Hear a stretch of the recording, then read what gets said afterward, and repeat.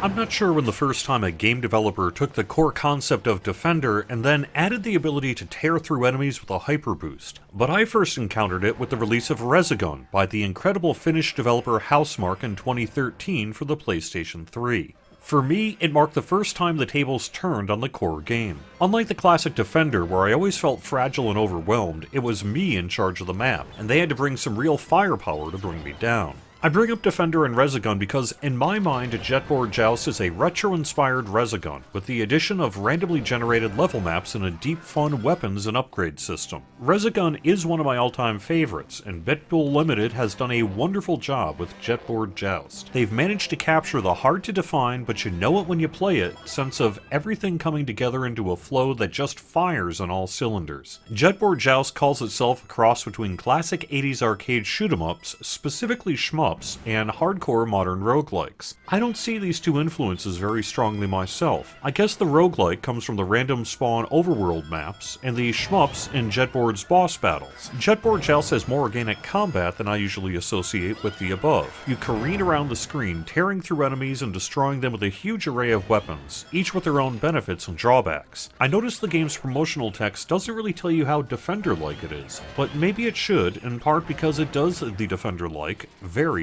well. Defeat all the enemies and you can either head straight to the next level, or if you feel up to it, battle a treasure guardian for loot and coins. The bosses are multi-stage and are definitely the hardest part of the game. The game is very fun. I would say it's almost perfect if it weren't for two issues, one more significant to me than the other. The audio, and an unfortunate amount of it, from the repetitive 14-note theme to the piercing help me's of the civilians, is frankly kind of annoying.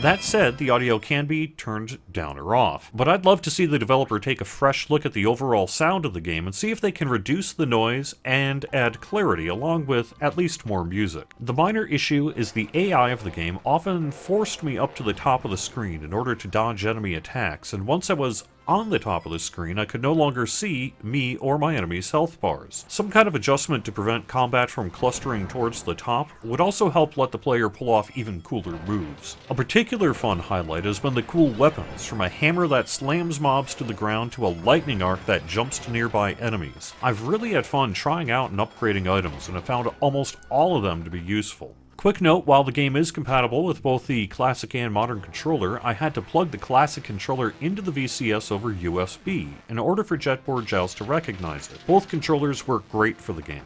Jetboard Joust is a retro throwback to both classic arcades and the earlier days of retro remakes, but while it owes a lot to games that came before it, this is a great example of blending things together and finding a new experience that clicks. Congratulations, the game plain rocks. Thanks for watching. I'll be slowing down the video output for the next couple of months most likely as my time gets short over the summer, but I'll be keeping up with Atari VCS game releases, and it even appears we may soon hit that actual retail launch. Stay tuned, hit like to help the videos get discovered by others, and subscribe if you want these videos in your feed.